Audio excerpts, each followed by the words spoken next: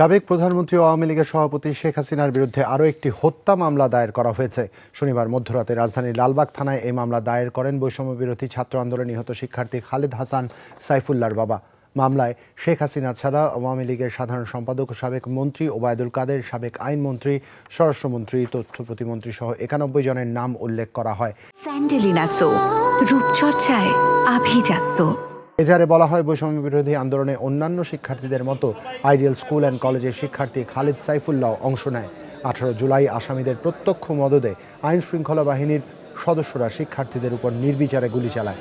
এতে গুলিবিদ্ধ হয়ে মারা যান খালিদ।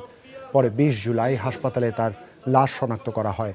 মামলার বাদীর অভিযোগ, মামলা নিয়ে শুরু থেকেই গড়িমসি করেন থানার ভারপ্রাপ্ত কর্মকর্তা। এ নিয়ে উত্তেজনা দেখা দেয় শিক্ষার্থীদের মধ্যে। পরে সেনাবাহিনীর সহযোগিতায় রাত ২টা নাগাদ ঊর্ধ্বতন কর্মকর্তাদের উপস্থিতিতে মামলার এজাহার গ্রহণ করা হয় বলে জানান বাদী কামরুল হাসান। আমাদের ফাইল ডিসি স্যার গ্রহণ করেছেন, উনি রিসিভ করে দিয়েছেন। আগামীকাল ওনারা ইন্টারনালি একটা মিটিংয়ে বসবেন।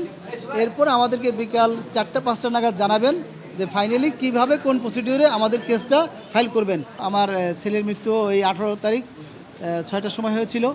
১ মাস পরে কালকে ইনশাল্লাহ আজকের এই ১৮ তারিখেই বিকাল ৫টা নাগাদ আমরা ফাইনালি কেসটা দাখিল হয়েছে কিনা আমরা জানতে পারবো।